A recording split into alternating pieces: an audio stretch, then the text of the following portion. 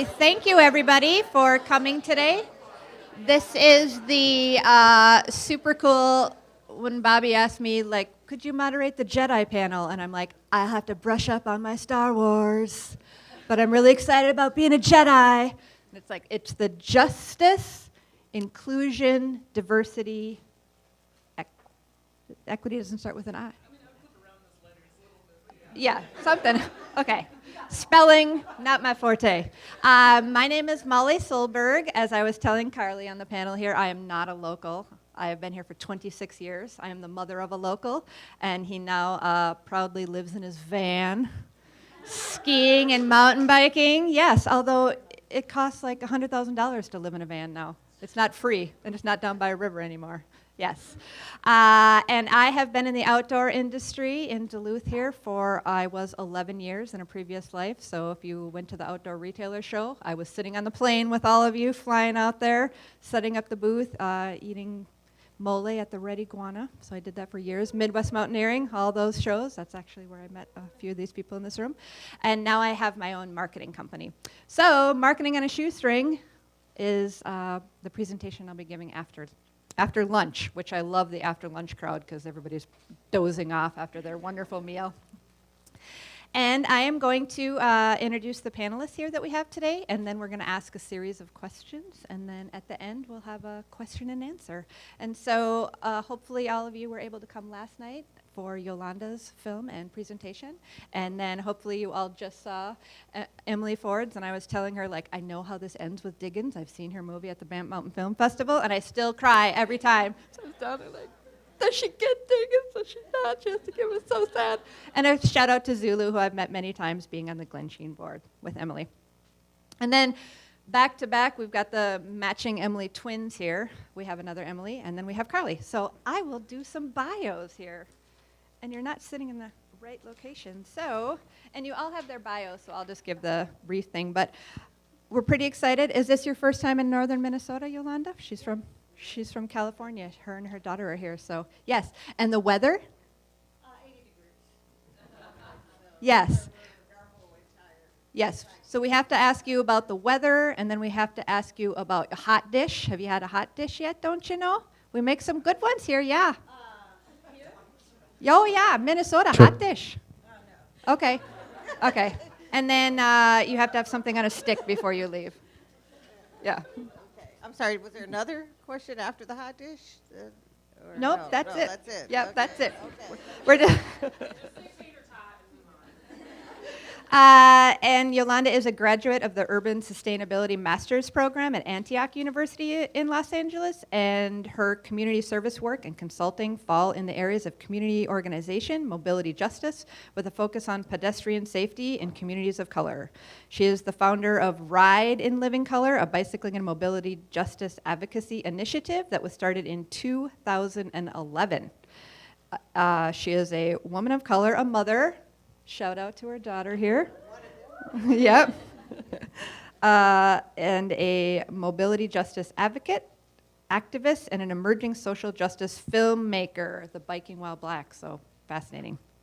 And then next to her, we've got the first of the two Emilys. So Emily Ford. We all know. Winter Adventure Hike Through, based in Duluth, Minnesota. We've saw the piece on the Ice Age Trail, and then there's also the other fascinating piece about the Boundary Waters and going through there during the winter, and that is going to be a film. It is a film, and is it out? Is it? Yep, it's called The Voice for the Wild. Okay. Is that going to be at our local Banff coming up in I January? have no control over that. Right. If you ask for it, maybe. Okay, because good to know, because we got you last at the Banff. Okay, that's. All right, moving on to the next Emily Brown, who is from the western part of South Dakota. So she's also familiar with hot dishes. Oh, yeah. Emily Brown just doesn't love bikes. She believes in them, but she's having trouble convincing her daughter about believing in them too. Sorry. My failure, my one failure. She'll get there. She'll be living in a van. She can have the van when my son's done with it. Yep. She's an avid cyclist who works in the bike industry. She's seen bikes reveal inner strength, empower, inspire, create connections. I got my bike shirt on today, my local bike shirt. She values the opportunity working as a field guide and inclusivity champion for SRAM. Nice. Offers for community building, advocacy, and supporting bike shops at the heart of the industry. So I think you go into the bike shops and encourage them to have rides that include Black, Indigenous, the BIPOC, and women communities. It's just about having a kind heart, doing what's right, and believing that you must treat each other equally despite our differences. Very sweet. And on the end, we have an actual local, born and raised here. Yes. Carlee is a leader, a mother, and a disability advocate, and an avid outdoor enthusiast. She is the Senior Director of Revenue Services at Essentia Health. Oh my God, that's a lot of numbers and a lot of... Outside of work, she likes the great outdoors and is pleased to call northern Minnesota home. She does have conditions that make appreciating the outdoors more challenging for her. She was born with a congenital heart defect in 1983. After open heart surgery, she became disabled due to a rare complication of a blood clot near her spinal cord. Fortunately, she was born with a can-do attitude and a supportive family, and now she is a participant in numerous activities in bicycling and off-road activities.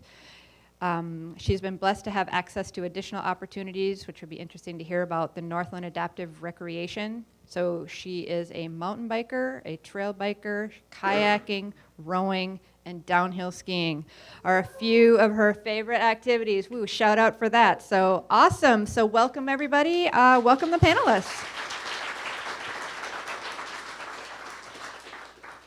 And if these questions, we're going to ask a series of questions, and then at the end, we will have time for question and answer. So save those little good nuggets that you want to ask. So let's start with, and it's interesting, I have some questions that Emily here submitted, but I think you answered a few of those in the last one. But let's start at the end with, since Carlee has the microphone. So let's start at the end with you. So how about, what has been your experience with challenges to outdoor spaces and activities? Hello, everyone. So, being a person using a wheelchair, there's numerous challenges, when I go outdoors. When you go to local areas, it's a challenge. I always say, accessibility is more than handicap parking. So everybody's got handicap parking covered, right? But what about, access to bathrooms? So, that's one of the big challenges that I find when I'm out and about, whether that's, somewhere, somewhere outside or not. Oftentimes the restrooms are not accessible. They'll have an accessible door, but you can't actually, turn around with a wheelchair within them. One thing I should mention is I also have, with my disability, I'm lucky that I can also use leg braces and crutches to walk. So I have a little bit more flexibility than some. So oftentimes, depending on the scenario, I can also switch into that to kind of help a little bit with mobility. But I do find, working with Northland Adapted Recreation, over the years, I've just been exposed to so many different outdoor activities, and I really appreciate that as an opportunity. But if you're in the community and you run local events, just think about some of those things that whether you're a person in a wheelchair, or if you're a mom with a stroller, or if you're an elderly person, what are the things that just will make it a little bit more accessible and available to the entire community? Because getting out and about and being outside, it's really good for your mental health, and as we all know, staying moving and active is important for everyone.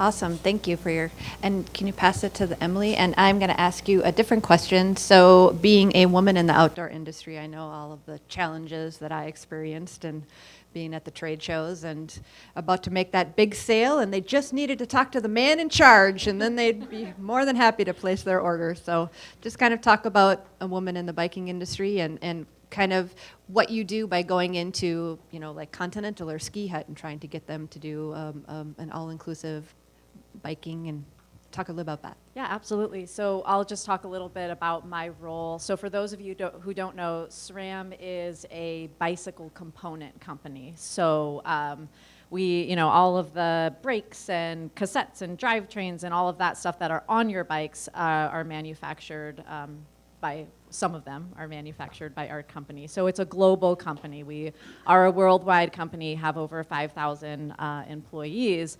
And so the role that I have is, I'll borrow a word from Yolanda last night, is the SRAM is kind of reimagining how we show up in market. And so my job would look closest to a sales rep. Like I have a market and a region, and I travel around and I pull up and I walk into bike shops. But we're sort of reimagining how that can be different and what that can look like and how we can harness our company to help build and support and advocate in local communities, because we realize that bike shops in particular, you know, the local bike shops are sort of the heart of what keeps cycling alive and what brings community back together.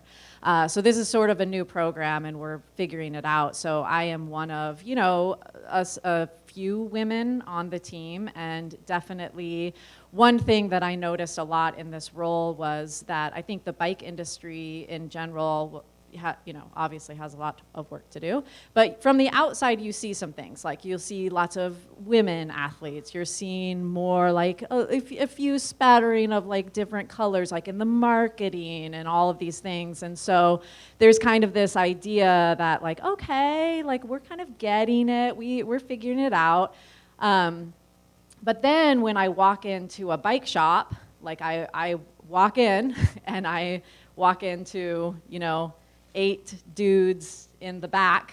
They're all watching me as I walk through, you know, and it's a very different story. It's not necessarily trickling down, you know, to the connection with the riders. And so this is where I see the disconnect, is that all of these local organizations, all of the people who are out here in the community, including the bike shops, including all of the sponsors for this event, these are the people that are touching the community. These are the people that are interacting with the community.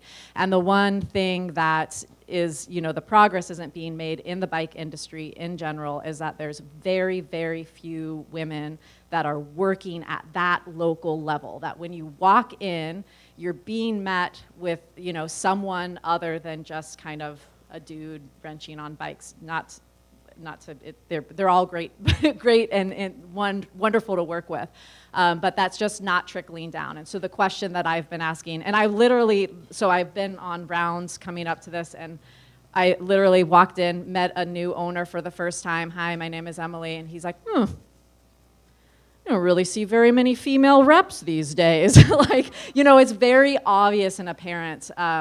And so what that has been what I've been asking is like, why is this not happening, and how can we have this happen more, and how can we support that happening? So it's an interesting and you know, lots of different experiences in that, but we've got lots of opportunity, room for growth. Awesome, thank you. All right. Let's ask Emily a question. So, what do you do to keep yourself safe enough to keep going on your adventures? Yeah, that's one of the main questions that I get asked as a person of color in the outdoors is like, do you feel safe to be outside? And fortunately, I've been lended the opportunity to have a mom as a representative. My mom's white, be a representative that she really stood up for me and my sister growing up and taught us that you can do anything and don't let anybody stop you from doing anything. But I understand that not everybody has had a cool mom like that to show them that. The biggest thing is if you feel physical fear being outdoors, it is okay to take a self-defense class.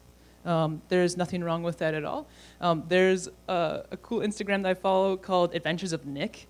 She is awesome. She does little short segments of how to defend yourself in the outdoors. This is for BIPOC folks, people who identify as female, and a lot for the trans community as well, who are getting a lot of hate these days also. And she just teaches you quick self-defense and how to keep yourself safe in the outdoors. So Adventure of Nick, she's very cool. And if going out alone is not something that you want to do, right? I take a dog with me. Zulu is not really going to stop anybody. Diggins will stop somebody a little faster, but Zulu's kind of my main boy when Diggins is not around. It is okay to go out in groups, and there is safety in numbers, right? And so take your friends with you, and always, even though we don't live in a mountain town, when you're going somewhere, if you're going alone or with a group, shoot somebody else a text that is outside of your group. Let them know where you're going. I know this is all basic things that you probably already know, but it is always good to reiterate this, that let somebody know where you're going, a timeline of when you may or may not be back, and take things with you that make you feel safe. So if pepper spray is the thing that you want to take with you, by all means, go for it. Just make sure you're downwind, or not downwind. Make sure you are not going to get sprayed in the face, right? Know the things you're going to, make sure you know the tools that you're bringing with you. And also, for myself, remembering that the outdoors is equally for me as it is for any other person out there.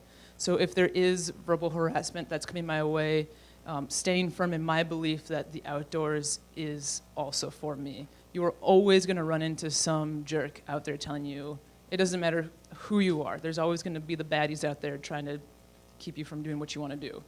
And it comes in different forms. Pretend surprise. Oh, you're out here. Yes, I'm out here. I woke up this morning. You know, but remember, for myself, keeping myself safe is keeping myself safe up here, keeping my body safe, keeping my mental safe, and then bringing people with me who maybe, not that you don't feel safe, but bringing people with me that may not feel safe and showing them that this space out here is also made for you. And your main way to stay safe is that you only travel when it's negative 35 Right. degrees. So there's literally nobody out there to harass anybody. Go to the places where there are no people. That's the way to stay safe. Yep. Awesome. Thank you.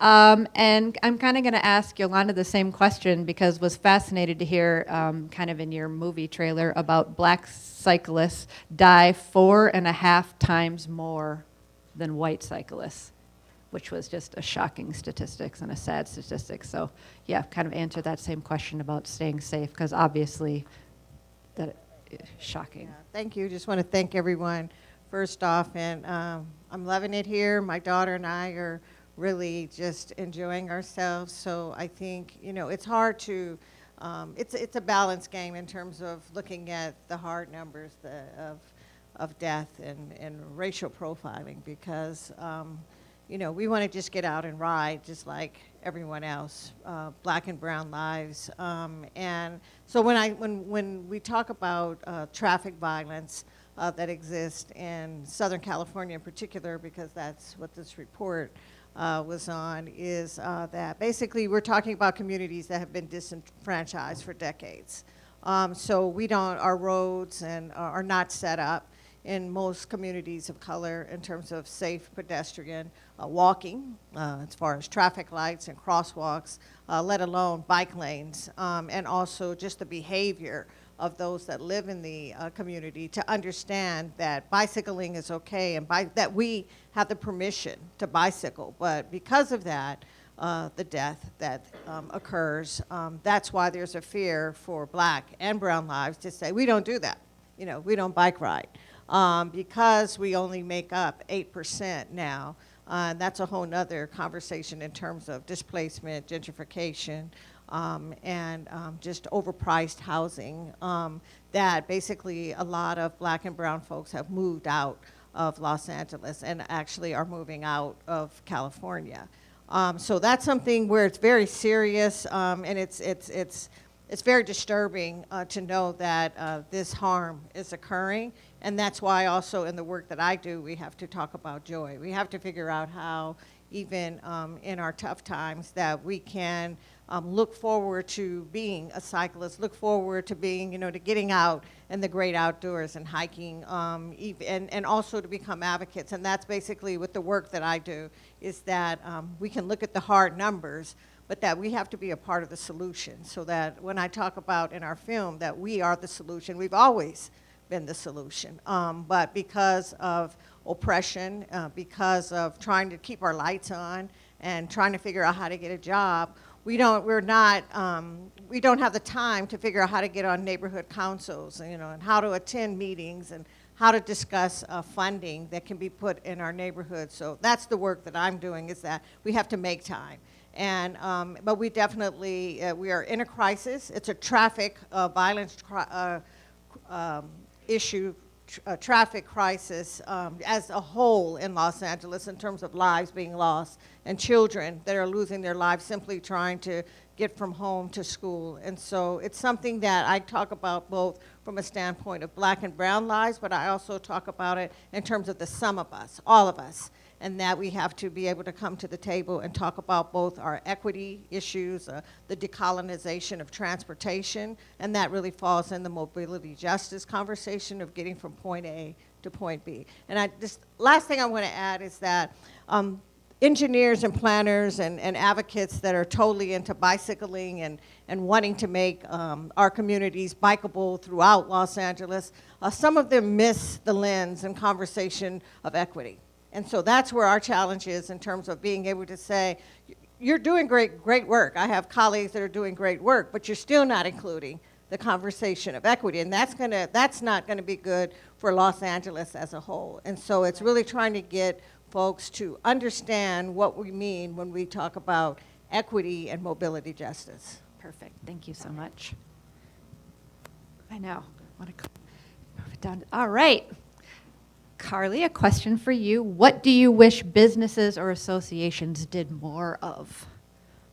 I think, I would appreciate more just trying to bring different perspectives to the table, honestly. As you look at, you're different as you're trying to expand, the trails and the different areas in, across our region, bring some new people to the table to make sure you're getting that perspective. If you think about it, it costs a lot more to do things twice. So, really we build it once and then, other folks have to come along and say, well, as you were saying, right, that's great and it's great work forward, but, build it in such a way that it is really inclusive for all and do it right the first time. There's so many times that I encounter things, new buildings, the things in parks where I'm like, what were they thinking? Could they not just have somebody roll through here and tell them that was a bad idea? I mean, it's simple when you're in the perspective to just quickly point out, like without a lot of cost, you could have made this a lot easier on others. So I encourage you to reach out in your communities and find people with different perspectives and just bring them to the table so that, more people feel like they're represented and it works for all. And in your bio, you said something about a local organization that's been really helpful for you. So I have been part of Northland Adaptive Recreation. It's a local community organization that supports people with disabilities. And they basically offer you all sorts of opportunities to do different types of physical activities. So like I mentioned, the rowing, the skiing, the biking, the mountain biking has been the most impressive. So I just got to give kudos. Hartley Nature Trail has an accessible trail.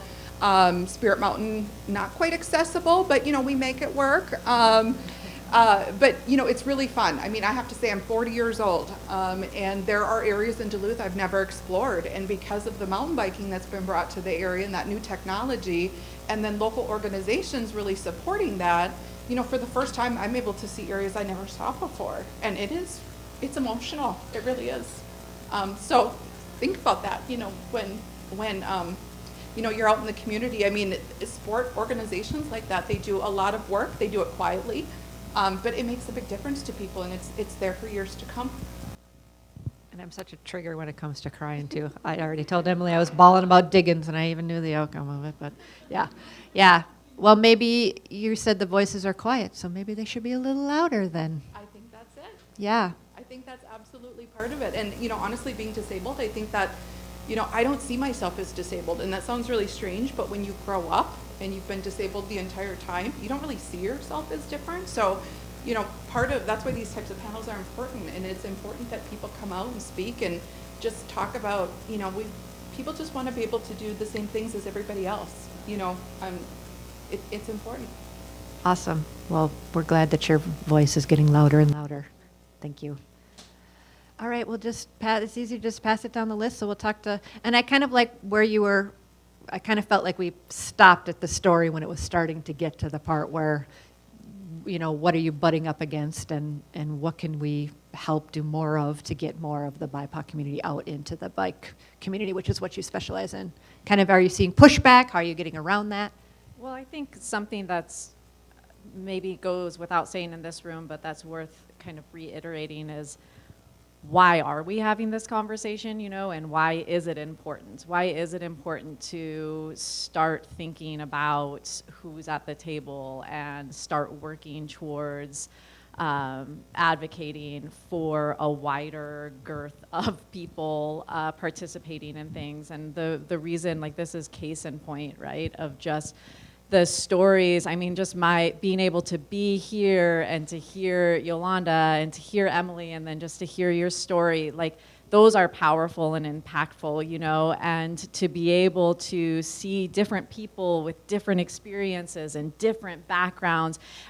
Especially in cycling, I just feel so connected, and I feel that this adds so much connection and joy and power and like everything that's just so important for the human spirit to connect with, rather than just kind of, I know a bike ride can just be a bike ride, but a bike ride can be so many things for so many people. And so why is it important? It's important because this is who we are as human beings. And we are, if we're not including everyone as much as possible, we're missing like everything about what we could be experiencing in the outdoors together. So why is that important? And I think partially, the challenge is in, when you work with businesses, corporations, when you work with small businesses, people can somewhat get on board with, yes, that's important, but then it's a business, and, there's money to be made, and there's bottom line to think about, and all of those things. And so a lot of kind of the angle that I come from a little bit is talking about how, there's this whole spectrum of population that like want to spend money in your store and like want to participate in something. And so there's business advantages to it. But I think some of the obstacles that, for instance, and I'm sure small retail shops, bike shops can speak to this, but it's, traditionally, people who identify as female in a broad sense haven't necessarily been brought up like tinkering on bikes and hucking off jumps, and like that we haven't whereas some 14-year-old guy might come into a bike shop when he's in high school and just tinker.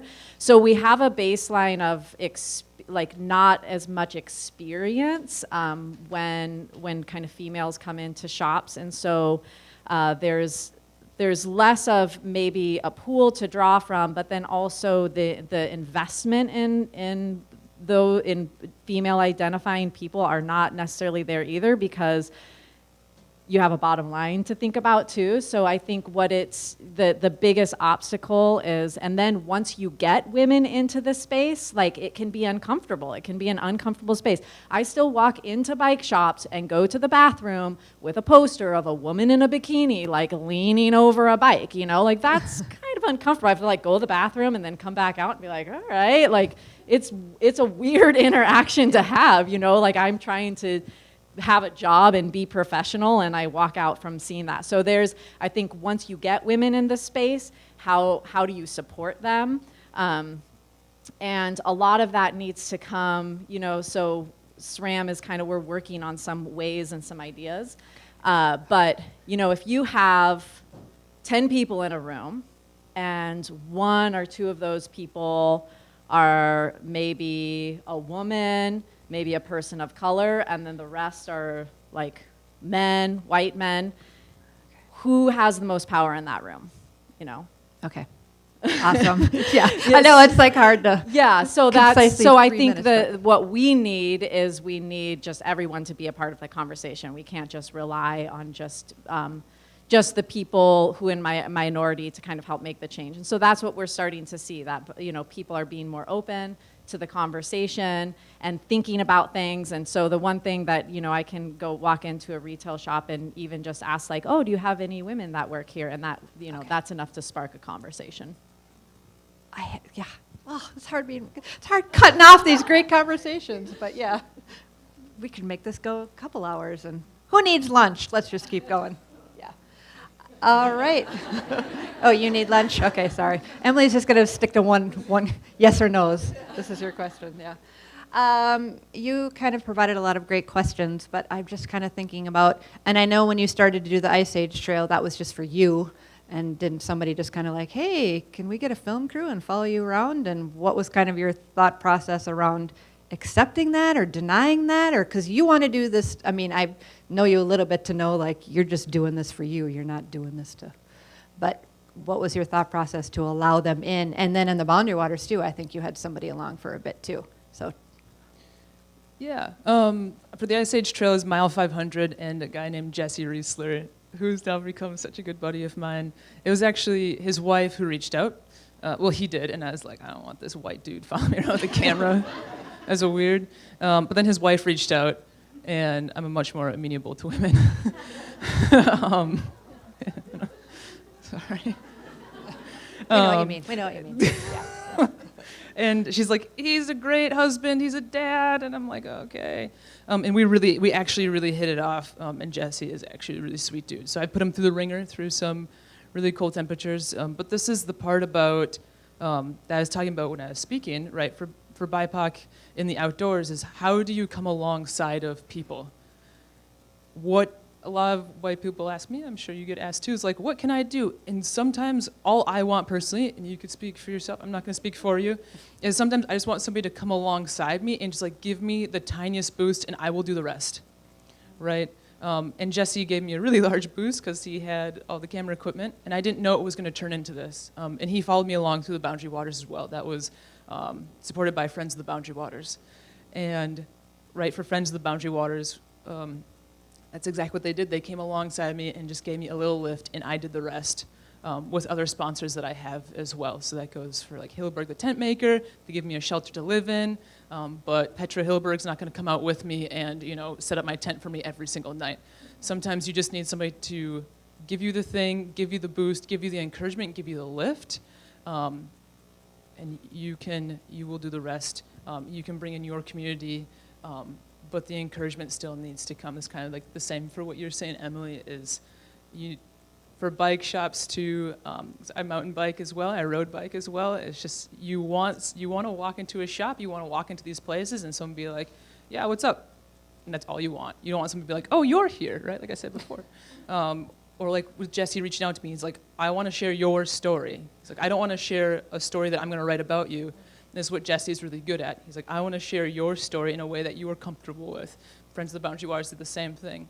They're like, you feel this way about the Boundary Waters, we feel this way about the Boundary Waters. We want to share your story and show you experiencing this place that we all love and we want to recreate in, right, in the winter. And I am so deeply appreciative of Jesse for doing that. The really just coming alongside of. Sometimes it's really simple, and sometimes it's really complicated. It's not always simple. But it's a good baseline to start. So yeah, Jesse Riesler, he's part of Credo Nonfiction, and he does a lot of really fun, great work, storytelling. So did you kind of, when you made that decision that he was going to come along, that he was okay, that the wife could vouch for him? Yeah, Following alongside of you? Yeah, Jen, his wife, she's a force to be reckoned with. They have two little boys who are to exemplify like little kid syndrome, right? I don't have kids of my own, but they are some wild, wild kids, and they're awesome. And watching those two parent and wrangle their kids and get them into the outdoors and like showing how you work with people as like this dude, I can't quite explain. So one thing that Jesse's done that people don't get to see is he brought me to the Banff Film Mountain Festival out in Banff, Canada, twice. And to really kind of buffer this, like he paid for it, he paid for my flight, he paid for everything, he paid for my ticket, everything. This is what accessibility looks like when you find somebody who's marginalized. This is the hard work that's put in. He didn't ask me if he could pay for it.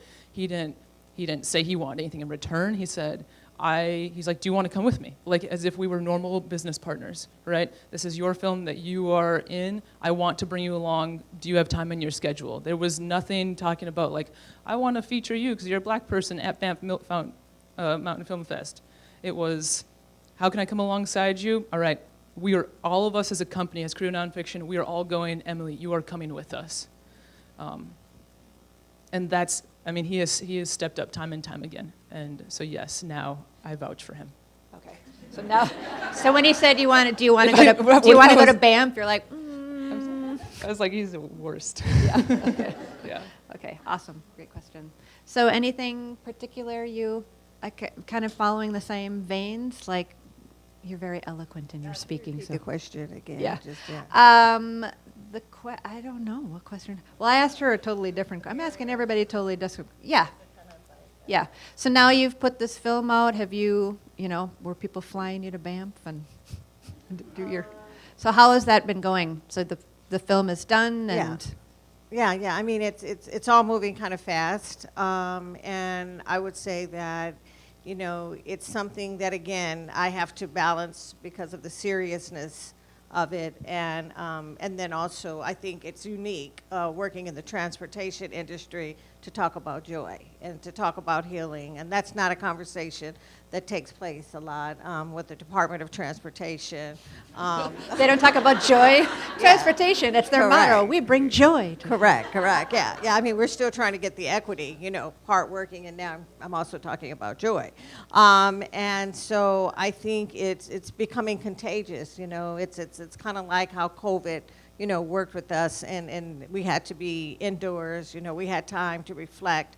I think this project is one, and this movement is one that is making folks actually kind of step back and go, you know what, that is right, that is important. Like, we all need joy, and we all need to step back and see what can we do to work and look at more of the human infrastructure, because that's also kind of another topic that I bring in when I'm talking about the built infrastructure, that I can't have a conversation if it doesn't include the human infrastructure. And I also can't have a conversation if it doesn't include people that look like me, black and brown people. And so I feel like this project is bringing to the table the narratives that have been missing. It's bringing to the table really the pleas of individuals that are dying in our streets. It's also kind of conduent to be able, we still haven't figured it out, but like, you guys are so like nature, like here. I mean, I'm just totally feeling the lakes that I'm still trying to understand. Like, I've heard about the fresh water and the lakes, and I just heard today that you actually are skiing on the lakes, which I can't imagine because, surfing, yeah, eventually. And driving on the lakes. We drive on them. Yeah. I'm like, and the Pacific Ocean, like, we have an ocean, we have like waves coming in from the horizon, but it's just kind of, and then also it's freezing cold, at the same time. So I'm going to bring this back to LA and talk about just how nature works. And so we're trying to figure out here in Duluth, we're trying to figure out kind of how we also bring in the conversation, more of the environmental justice conversation. If black and brown lives do not even have the time to advocate for safer streets, how in the world are we going to have a conversation about climate change and climate crisis? We don't have time for that. So if we can get black and brown lives on board in this conversation as stewards, not only for safer streets, but for our climate, and that stewardship and that ownership and becoming an ambassador, and to be able to experience the great outdoors, then we have a chance of actually saving humanity, because the planet is going to save itself. It's going to do whatever it has to do. That's basically what I've learned over the past 5 years. We don't need to be talking about saving the planet. It's going to save itself. It's going to do what it has to do. It's about saving humanity. And so saving humanity from the standpoint of our environment, in terms of all the way down to the way that our byways and highways work. That's really what is happening here. We are at a paradigm shift in terms of who are we going to bring on board so that we can together, like the sum of us, make a difference in terms of how transportation, bicycling, and the great outdoors, but also the healing and the joy that we must bring back, or if we never had it, that we must experience it in terms of saving humanity. And that's really what this project is about. Wow. Yeah, clap for saving humanity and joy, right? That's amazing. Yeah, thank you. Now Carlee's like, don't come down here and saving humanity and joy. And now Carlee. Yeah, okay. So I think we're going to ask like a quick fun question and kind of go down the line and just give a quick couple second answer, and then we will open up for questions and some questions. So are you ready for this? I'm ready. Okay, Carlee, you're 10 years old. What would you tell if you could tell your 10-year-old self something, what would it be? Oh, that's interesting. Probably, I guess even at 10, I kind of had the I was going to do anything kind of attitude, and it kind of has panned out for me. I kind of do what I want to do. But I do have a 9-year-old son and a 14-year-old son, so I can kind of flip it from that perspective of just, we put our own barriers up for whatever reason. Don't know why. Everybody does it. They have different types of barriers they put up, and they say, to themselves, I can't, or I won't, or, whatever it happens to be. But I think, helping the younger generation understand sort of endless opportunities, kind of giving back in that way, getting people, especially the younger generations, outside. Everybody's on their dang electronics. It's just sort of a tragedy. Really trying to encourage, we live in this beautiful area, we have beautiful areas across the United States, but making sure people really connect with the outdoors and the benefits that it brings everybody, regardless of your disability or your race or whatever. So I would encourage, I guess, that thought process of just really encouraging our youth. And I'm fairly happy with where I'm at. Looking back, I did have a lot of opportunities, but I would say there were a lot of people like me who didn't have those same opportunities at that age. I mentioned it used to be called Courage Kenny. Now it's called Northland Adaptive Recreation, but we're unique in this area that we even have that organization. So I did want to just mention that. That's unique and unusual that there's programs for people with disabilities and they can get out and be active. So I don't think everybody has that opportunity. So it's encouraging people in other areas as well that there's just a lot out there, and continuing to support people on that journey. So to sum it up, 10-year-old Carlee was already just kicking ass. Yeah, okay. Yeah. That's amazing. Yeah. Not me at 10. No way. Yeah. I was hiding in my cardboard fort, but. Do I have to answer that same question? Yes. Oh, man. I thought you were going to give me a 10-year-old different, Emily. fun, exciting question. I don't have anything that eloquent to tell my 10-year-old self. I would probably just say, you're going to be fine. Just keep going. It gets better. That's all. I think 10-year-old self, growing up is hard. I like being an adult, and I probably would have encouraged myself to use my voice way more than I did. It took me a really, really, probably way too long to figure out how to use my voice. So 10-year-old self, speak up more. So you can tell your daughter that. Yep. Yeah. Yep. All right. 10-year-old Emily, hanging out in the pine trees in the farm. Yeah. I'd probably tell myself that you're pretty cool. I'd be like, you're gay. Number one, come here. You like girls.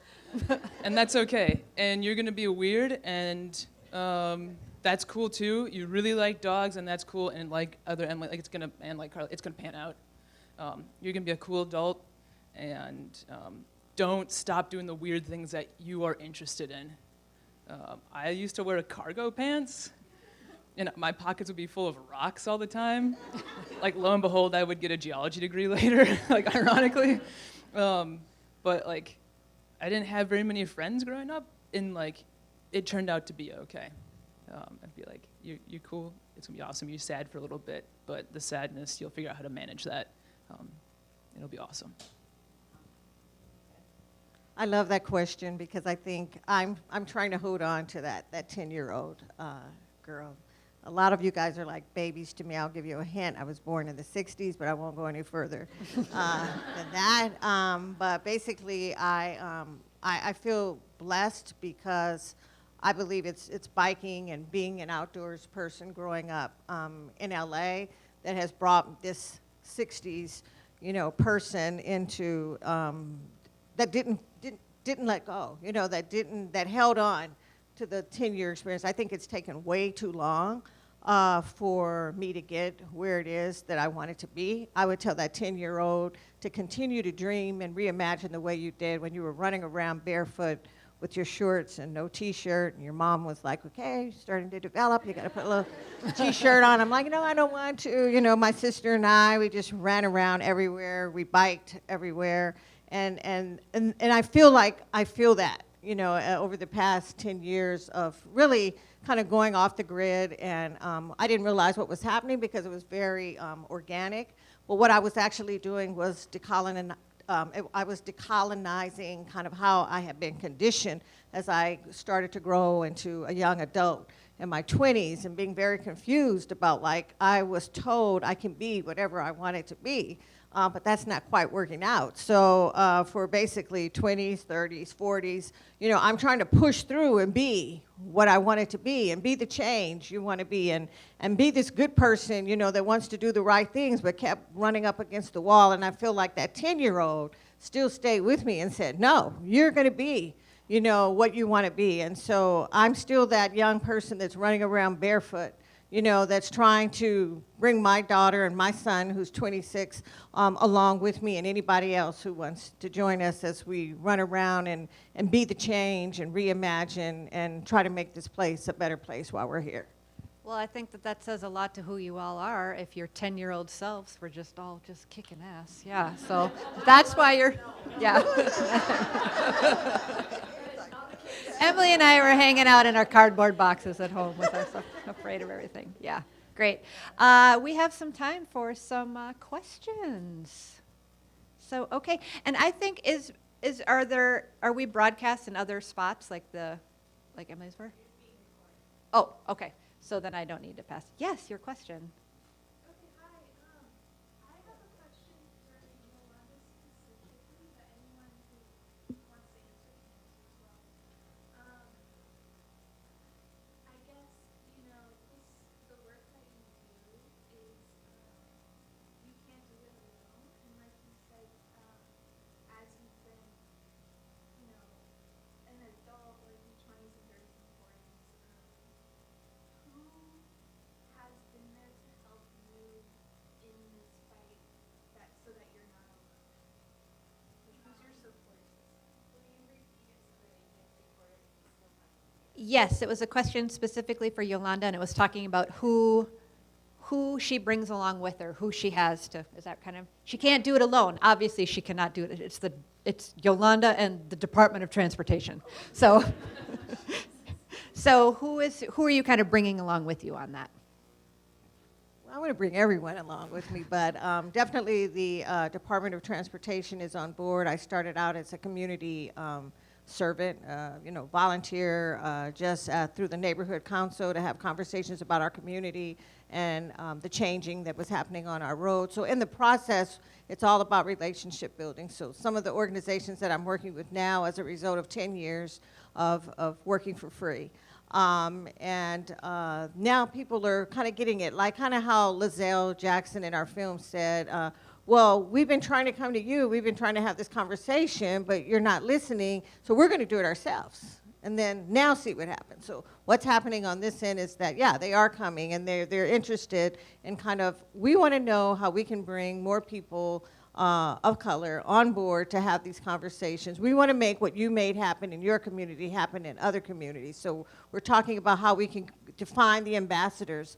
I'm not going to talk for another community, so it's about finding ambassadors just like I was in my community to start leading the way for departments of transportation to have a conversation. I'm also a commissioner for a large area within Los Angeles now for Supervisor Holly Mitchell, who is also another African-American woman in Los Angeles. I'm very proud of being involved in that, but also there's a restructure happening in Los Angeles in terms of what commissioners do and how we can actually still bring the conversation of equity that hasn't existed for decades, even on a commissioner level. And then also, we have an organization called California Bicycle Coalition. That's in Sacramento. I'm on the board of directors there. And so they're actually like, how can we support what you're doing with Biking While Black? And how can we bring you, like, have 15 people that you're representing in this particular piece? How can we bring more narratives on board as far as on a state level? So there's a lot happening. I'm very happy about it, but it's about bringing community together. It's not, at this point, it's not my narrative. You know, my narrative now is about who can we bring along and mentor, you know, from kindergarten to the departments of transportation. That's a great answer. Yep. Who can we bring along to mentor? That's great. Another question we have out there? Yes. If any of the panel, I'm Carol Burns with Friends, to what extent that contributes to making the outdoors more inclusive? Has anybody seen it on PBS? No? Nowhere? They're all outside. They're all outside. They're not watching TV.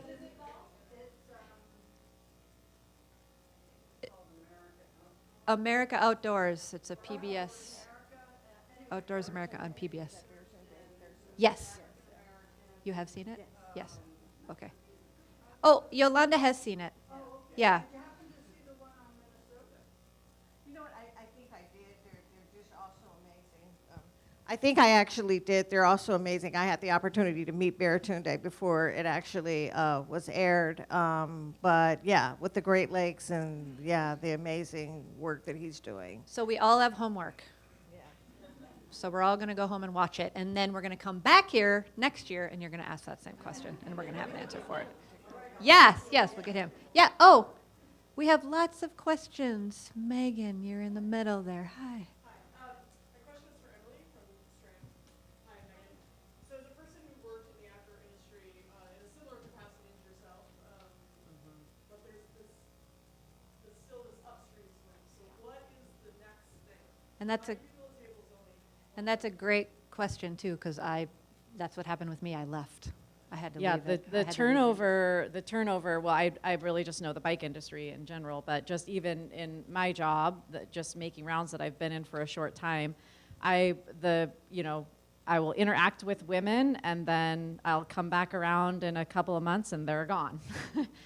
So what you say, and I actually just felt really inspired by what Emily said in context to this. I was kind of taking mental notes about what does this actually look like? Like, what does it physically look like to get women in that space and then cultivate an environment where they feel welcome and can stay and can thrive and can grow and all of those things? I don't know, obviously, because it's a process. We're trying to figure that out. So that's the number one question. But I love what Emily said about just giving. I think if we can talk to, if we can have this conversation in local retail shops and talk about just giving a nudge, right? And then letting people do it themselves too, but what we need, what we're missing is that nudge and that support and that coming alongside. So I think the number one thing that's missing is just in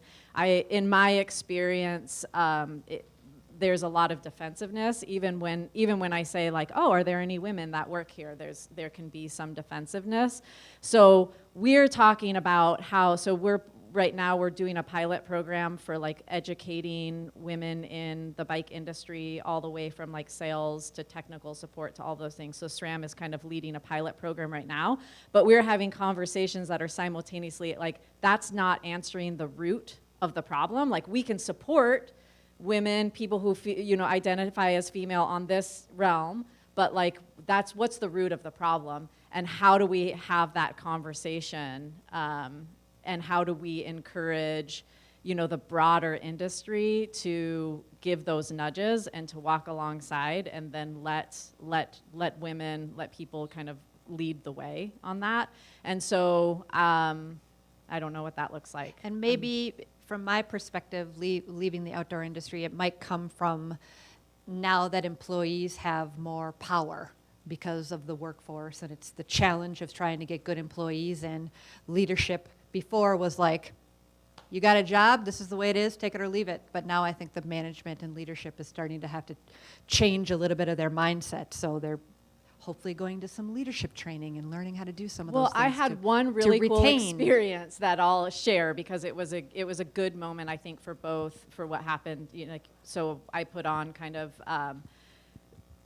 clinics that, FTW clinics. So I put on a series of them in where I'm from in the Black Hills. And so we were at a shop, and the idea was to have FTW people feel welcome in a shop. So I had like the shop owners kind of do a little talk. Can you explain and what all of this. FTW is? Femme trans women. So it. basically just And we got anyone 1 who minute. identifies as female.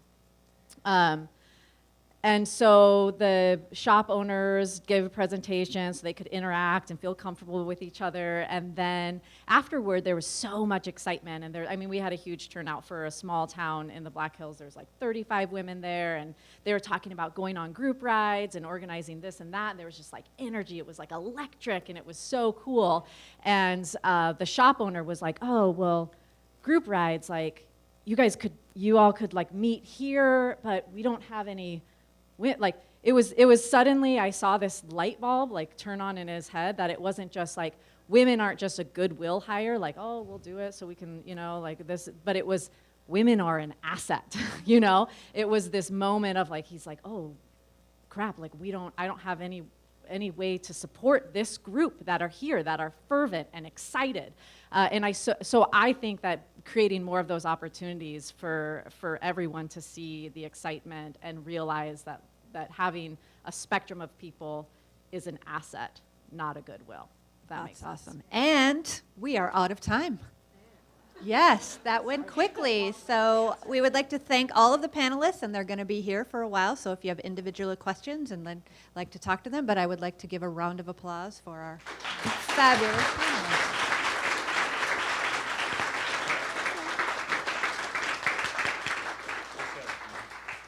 Just have 2 announcements. One, DXC, who hosts BAMF, is doing all they can so we can have Emily's second movie here this January 2nd, 12th and 13th. So, second is lunch, which we're all ready for, I think. So if you ordered a lunch, it's at the bar over there. You go find your name, if you know your name, and you find it. If you didn't order lunch, we're really sorry, but there's all kinds of great places to eat around town. Grab someone who's from Duluth and ask them where to go. Beyond that, thank you so much. All right, enjoy lunch.